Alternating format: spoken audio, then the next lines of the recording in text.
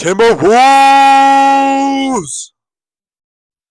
Timberwolves get another victory last night. Well, not another victory. Their first victory of the series last night against the Nuggets, in a 119-114 victory for the Timberwolves. And the game was absolutely amazing to watch. There's a lot of wonky stuff going on. It was kind of a funny game to watch as well.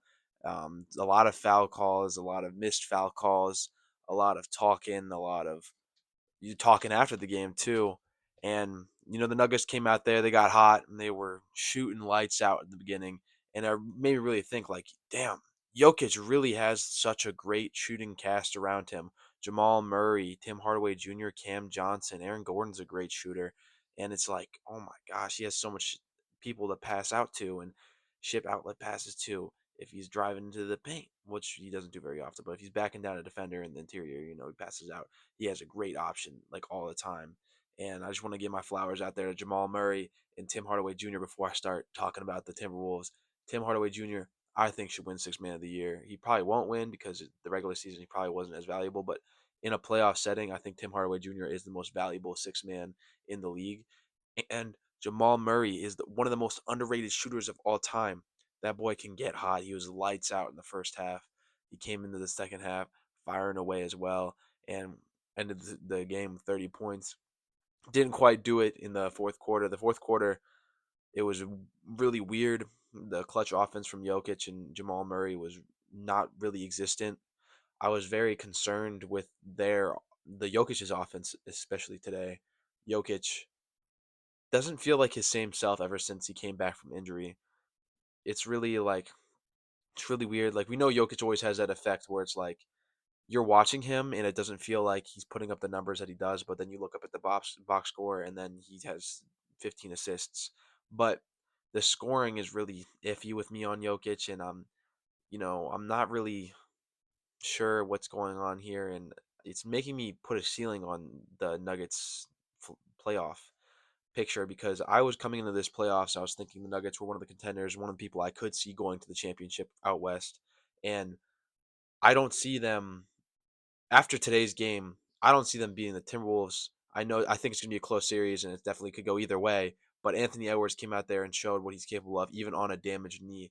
So I'm pushing for the Timberwolves in 6 or 7 in this game and this series.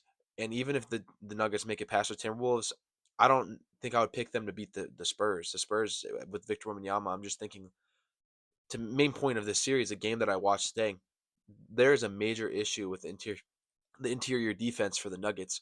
You can easily drive in there and make any shots you want. It makes it so easy for Anthony Edwards to literally get a basket. They have to double him every time he gets down to the rim.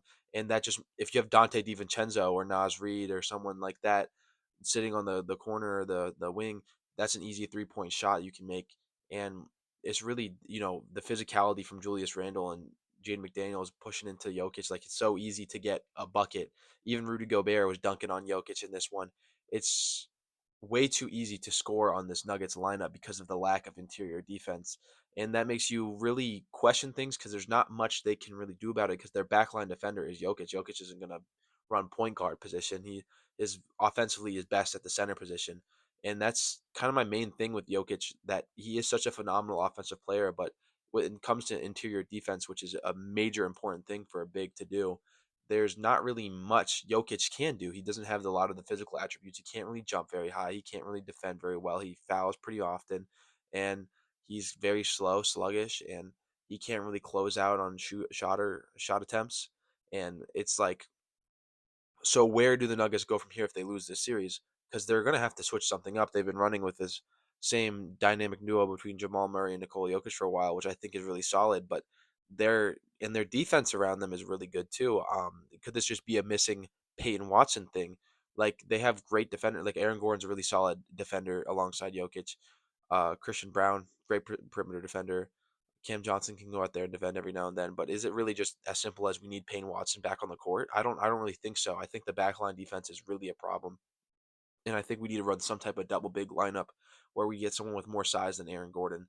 Someone like, I know this is not gonna like stuff that's not possible, but like Jaren Jackson Jr. as a side help defender of roamer around Nikola Jokic that can clean up a lot of his mistakes in the interior. I think that could be something that is valuable, but obviously it's going to be very difficult to make up that contract and assets to go get a piece like that. But it's just like, how far can the Nuggets really go with this interior defense? Because the defense does win championships, and the defense this year has not been great.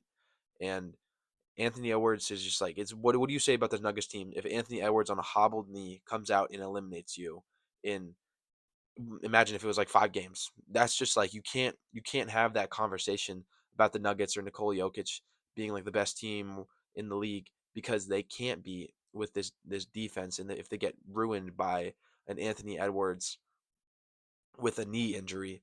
And speaking of Anthony Edwards, absolute amazing game by Anthony Edwards on a damaged knee.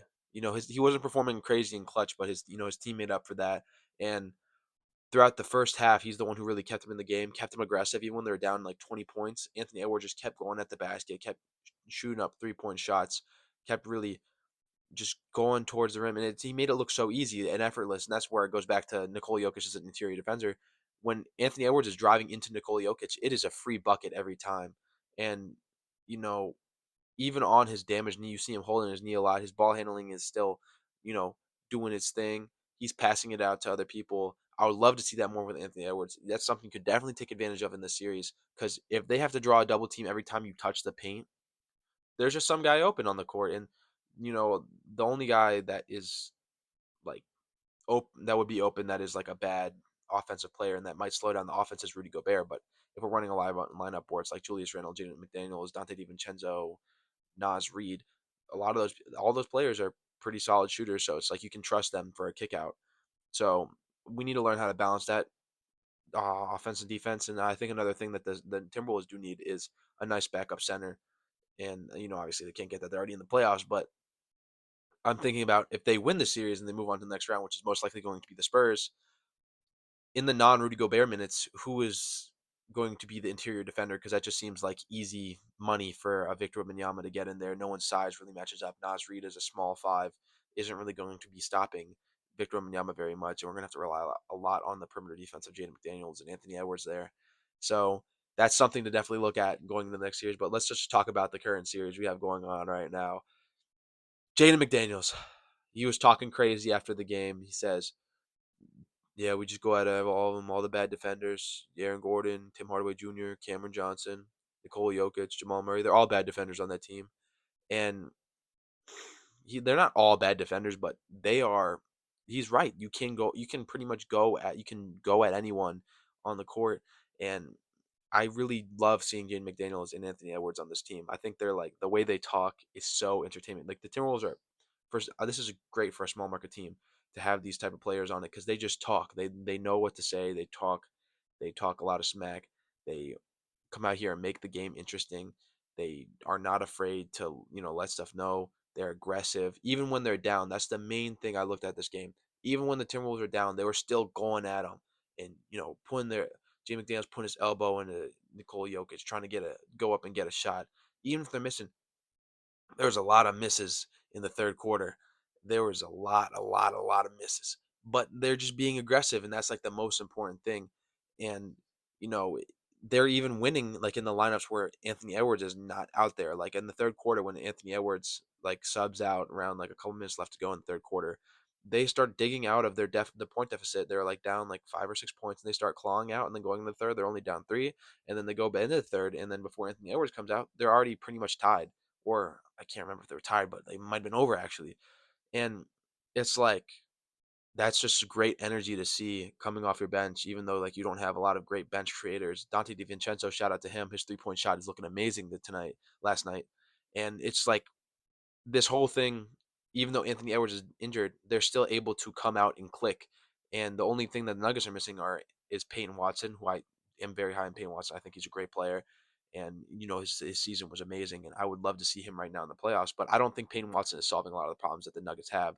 And if Anthony Edwards continues to get healthier and healthier, and Julius Randle continues to lock in, and everyone starts locking in, and the shots looking good from everybody, Ayo Dosumo is looking great, then the Timberwolves can really win the series. And I do think that they have a better chance against they like do have a better chance against like going to the championship based off what I've seen so far. I need the Nuggets to turn around. I need Nikola Jokic to be more aggressive on the offensive side. I need him to stop that foul grifting stuff that he does because you're too big for that. You're too big to be throw flailing around and falling on the floor when Anthony Edwards had that ball and he just like comes up behind him and is like, give me that ball, and he like kind of like falls over him. Like, why are we doing that? We're too big for that. We're too grown for that. We shouldn't be doing that. And I like Nikola Jokic, and he's a goofy guy, but he needs to cut that stuff out when it comes to playoff time because that happened last year too. He's just jumping on people, and you're too big for that. And you know there's Anthony Edwards. I'm looking at him, and I'm looking at him next year, and he could be a potential scoring leader next year. Anthony Edwards scoring is absolutely elite. I'm trying to think of like the best scorers in the league. Shea is obviously number one. I don't think it's debatable that anyone is better at scoring than Shea. He scores at the same, like one of the highest volumes in the league, the best efficiency in the league. I know a lot of people say Luca, but Shea shoots better at pretty much every position on the floor by a couple percentage points, and he only scores like two less points. So I'm easily picking Shea for that one. Luca's definitely up there. Donovan Mitchell's there, and so is Anthony Edwards. I think those are the top four. You can change your order however you want. I would probably have, this might be a hot take, but I probably have Shea one, Anthony Edwards two, Luca three, Donovan Mitchell four, and I'm honestly debating Donovan Mitchell over Luka Doncic after watching this Raptors series. And every time in the playoffs, it's just like, dang. I know maybe this is just recency thing because Luka's been out, but I just think about Donovan Mitchell scoring is so elite. But I'm really excited to watch the rest of the series. Great first round matchup. It always makes me super tired though because the games are so late at night. But I want to just I can't wait to see how the rest of this unfolds. I can't wait to see how Anthony Edwards continues to play with this injured knee. So far, he's doing really great. I would love to just see the passing go up a little bit more and be more willing to trust his teammates. But so far, I'm loving this series. The first game was a bit iffy, but this game was so good, and I want to just can't wait to watch more. And you know, I hope Anthony Edwards makes his statement and shows why he's the face of the league. And he goes out there, beats the Nuggets, beats the Spurs, goes up against OKC, and does his thing. And maybe we could see Anthony Edwards in the final. I saw a TikTok the other day where it was like this guy, he makes a recipe every year and you calculate it based on past championship winners, and I'm pretty sure the outcome was based off statistics or whatever that the Timberwolves are most likely to win this playoffs and go win the championship. So I'm really interested to see what that's like, if how accurate that lives up to be. He was right last year. Apparently, he said he was right the last like couple of years. Excited to see that. Can't wait to see Anthony Edwards go out there and hoop again. I hope Peyton Watson comes back soon, make the series interesting. Go Wolves! Wolves in 6. Shout out to you.